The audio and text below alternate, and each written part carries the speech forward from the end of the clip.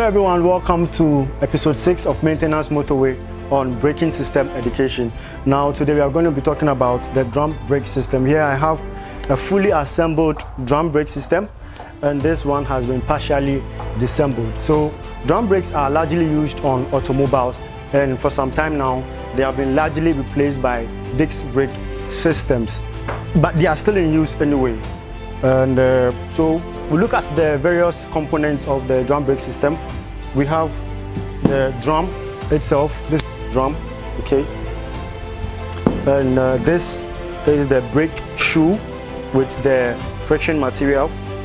This is the wheel cylinder, and we have the backing plate assembly. So this is the backing plate assembly. This with the drum encloses the whole system in it. This is the backing plate.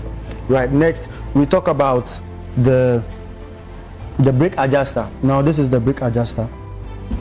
The brake adjuster is in here. That is used to adjust the brakes. So the next thing we talk about is the brake adjuster, which is in here, and as the name goes, is an adjuster. So when you install new brake shoes, or when your brake shoes are wearing off, you would have to adjust using the brake adjuster so that you can get as much braking effect that is desired.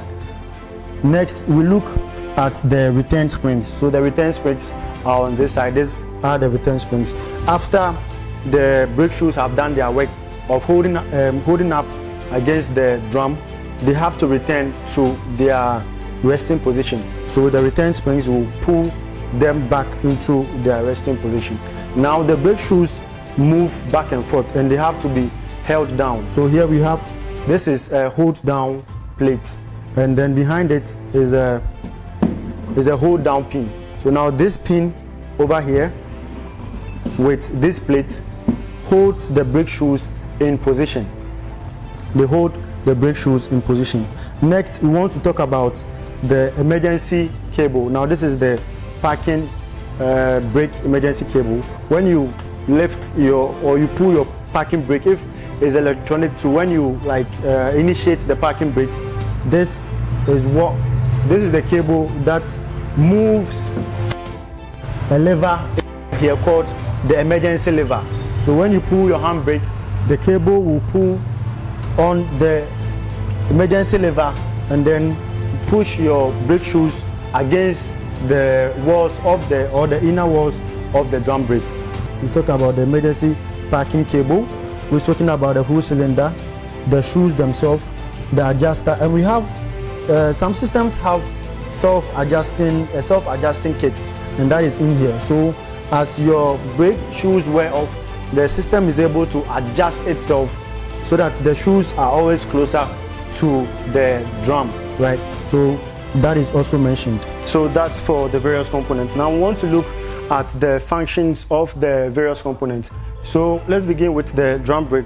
So the drum brake, or the drum, rotates with the wheel, right? It rotates with the wheel, and the friction material on the shoes gets pressed against the walls of this drum brake or of the drum to produce friction, and thereby reducing the speed of the vehicle or bringing it to a complete stop.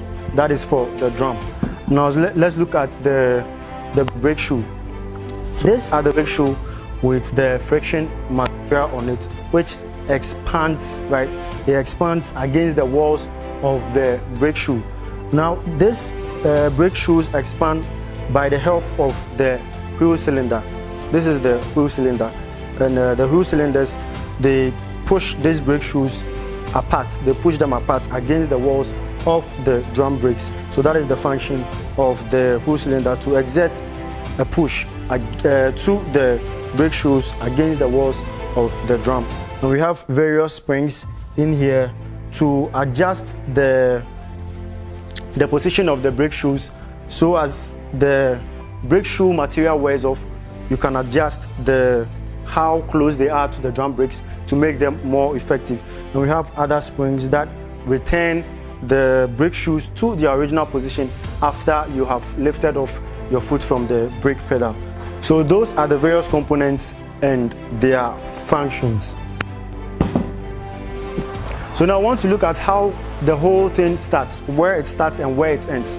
So when you apply the brakes, all right, when you depress the brake pedal, hydraulic pressure is sent all the way from the master cylinder to the ABS if the car is equipped with one, and through this brake hose, and then it comes through here through the brake pipe, right, and it ends here at the wheel cylinders. Now when it gets into the wheel cylinders, there are two pistons in here which will expand by the effect of the brake fluid. The effect of the brake fluid will cause it to expand and push the brake shoes against the walls of the drum, as I mentioned earlier, and that is going to make them to expand and hold in the drum, the drum, and bring the car to a halt or to slow it down.